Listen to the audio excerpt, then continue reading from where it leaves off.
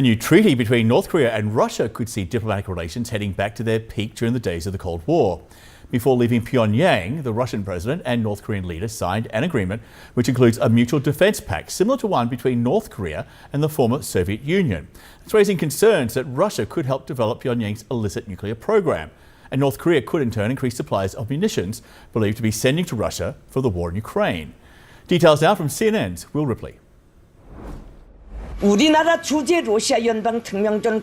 time Vladimir Putin's plane landed in North Korea, it was 3 a.m. Wednesday, hours behind schedule. Kim Jong Un was at the airport waiting, greeting the Russian president with handshakes, hugs, smiles. Driving together in one of 2 Russian limousines Putin gave Kim as a gift past Pyongyang skyscrapers, lit up to welcome the Russian leader in a nation plagued by power shortages. They toured Kim's lavish guest house where Putin spent the night. Waking up to the sound of huge crowds lining the streets of Pyongyang, chanting "Welcome Putin" in almost perfect unison.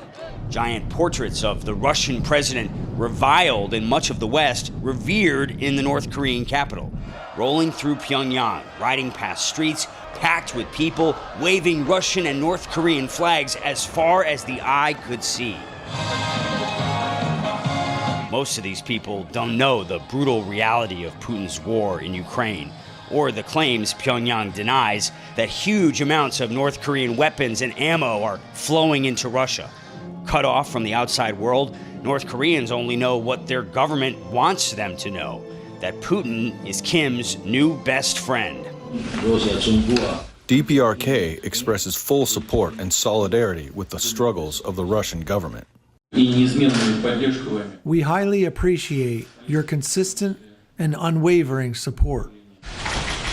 North Korea and Russia reviving a defense treaty from the Cold War, agreeing to help each other if attacked, the strongest military pact between the 2 nations in decades. Putin also says Russia doesn't rule out developing military technical cooperation.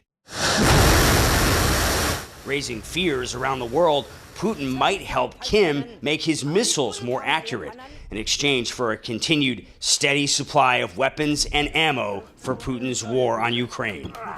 So we've seen a sea change in which the Russians are now overtly breaking the sanctions and helping the North Koreans to break the sanctions, which of course is a great boon to North Korea. Veteran North Korea and China journalist Mike Chinoy says Kim has all but abandoned U.S. diplomacy, angry and humiliated after summit talks with former President Donald Trump fell apart 5 years ago in Hanoi, Vietnam. What we now are seeing is a kind of reconstituting of an anti-American bloc consisting of Russia, China, North Korea, and Iran. Nations that don't ask Kim to give up his growing arsenal of nuclear weapons. Weapons North Korea and Russia have long threatened to use against the U.S. if provoked. And now Putin is here in Hanoi, landing to much less fanfare during the overnight hours here. Experts say the failed U.S.-North Korea summit here 5 years ago may have been the last time that we see Kim Jong Un willing to engage diplomatically with the United States. For now, it seems he's all in with Putin and this deepening, and some say troubling, military partnership. Will Ripley, CNN, Hanoi.